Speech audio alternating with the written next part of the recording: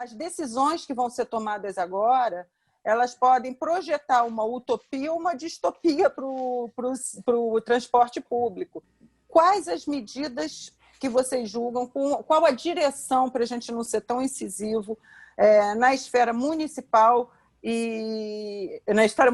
legislativa e executiva, que precisam ser tomadas agora para que a gente não tenha um futuro distópico? A gente dá muito mais importância, por exemplo, eu dou sempre exemplo, o aeroporto aqui em Confins tem qualquer problema, isso é matéria de primeira página dos jornais, da imprensa toda, e lá por ano transporta o mesmo número de pessoas que um dia de transporte na região metropolitana. E um dia anda o mesmo tanto de gente do que anda um ano no aeroporto da cidade. E é outro nível. Então, essa é, dentro daquilo que você levantou a questão, o que os prefeitos têm que fazer? Colocar e fazer essa discussão na sociedade, fazer a discussão com os eleitores, fazer a discussão com a cidade. Qual é a prioridade que o transporte público tem que ter? Como é que vão trabalhar isso? Que na medida que você fizer essa questão, colocar isso na pauta do dia da cidade, pautar isso com a imprensa, pautar isso com a sociedade organizada, pautar isso nos movimentos populares. Na hora que você estiver pautando isso e colocando isso, você vai fazer essa discussão. Tem que subsidiar? Quanto que é possível? Tira da onde? Como é que sai? Qual é o nível de qualidade que tem que ter o sistema de transporte? Então, acho que a primeira questão hoje que prefeitos e vereadores teriam que estar fazendo é pautando o assunto. Tem um negócio que não desce pela garganta. É porque o empresário concessionário do serviço de transporte coletivo, pelo menos aqui eu vou colocar o caso de Belo Horizonte, não monta um sistema de atendimento compartilhado de ônibus chamado por aplicativo. Dentro do sistema de transporte público. Certamente você tem espaço para isso. Eu me lembro um evento patrocinado pela então Embarque, aqui em Belo Horizonte, hoje WRI, lá no meu último ano de trabalho na BH Trans, e eu me lembro, eu falei sobre isso, foi num hotel ali na Savassi, e 3 ou 4 empresários que estavam lá, se parecia que eu estava falando uma heresia. Pelo contrário, eu estava dizendo mais ou menos aquela história lá do Dom João VI, ou Pedro I, assume o trono antes que um aventureiro chegue. Lance mão. Porque se demorar muito, você vai ter o aventureiro fazendo esse serviço com toda a qualidade. Quem há 6, 7, 8 anos atrás, achava num sistema de taques como o de Belo Horizonte, de razoável para muito bem estruturado, você, de repente, entraria um elemento estranho que bota o sistema estabelecido de cabeça para baixo. Quem imaginava isso? Na hora que começa a uberização, então, assim, faça antes. Existe hoje tecnologia para fazer isso.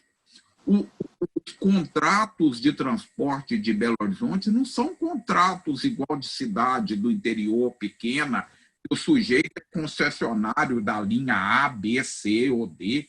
Ele é concessionário de uma bacia, de uma mancha geográfica do município onde ele atua. A forma dele atuar pode ser da forma tradicional de linha regular, com itinerário fixo, etc., essa forma tradicional, mas ele pode oferecer serviços por chamada de celular, de aplicativo, que vai montando a rede instantaneamente à medida que a demanda vai aparecendo ali naquela manhã, naquela tarde. Evidentemente que você vai atender, inclusive, nessa área central ou pericentral, que é onde eles mais perdem viagem.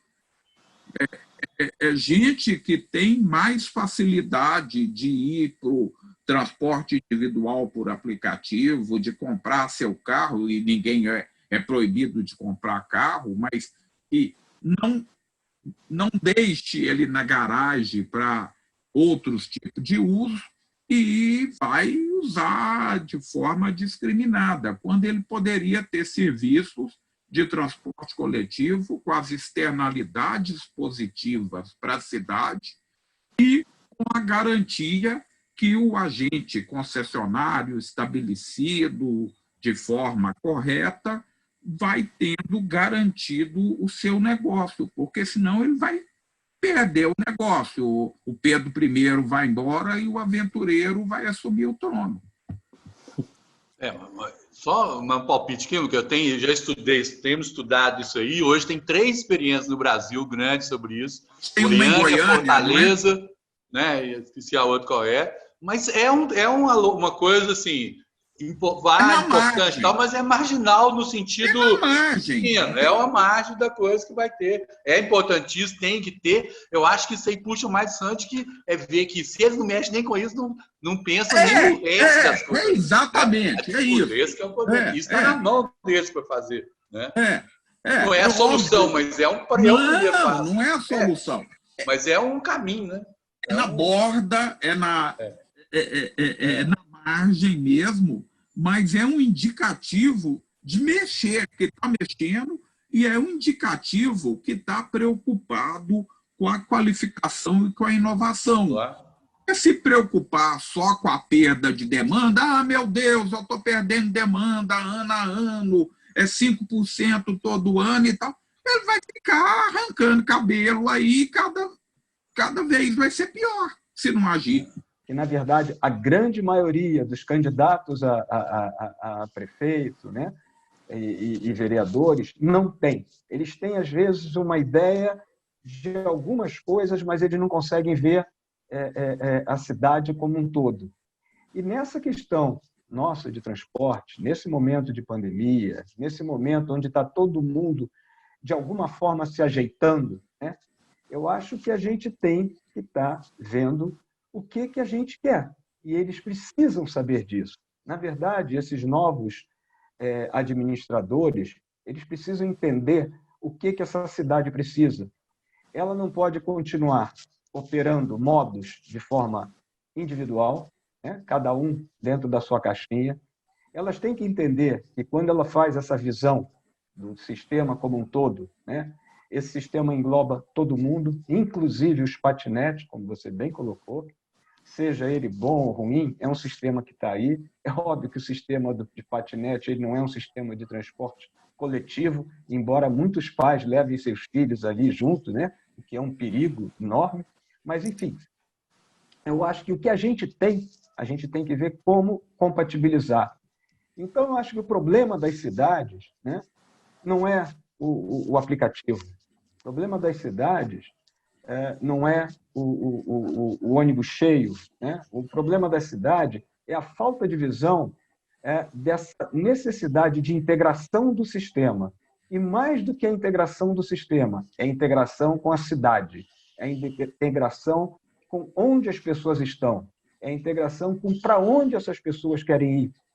E assim, vendo a cidade dessa maneira, fica muito mais fácil receber a contribuição dos diversos organismos que a gente tem nessa cidade, sejam ONGs que trabalham com transporte, sejam ONGs que trabalham com planejamento urbano, seja a sociedade civil organizada, seja as empresas. Muito obrigada. Foi um grande prazer receber vocês. E aguardem, porque o assunto não se extingue. Em breve teremos novas pautas e espero contar com vocês. Eu sou Suzy Balucê, jornalista e historiadora, trabalho há mais de 20 anos com mobilidade urbana e promovo essas conversas aqui no canal Pioneiros do Transporte. Obrigada, pessoal.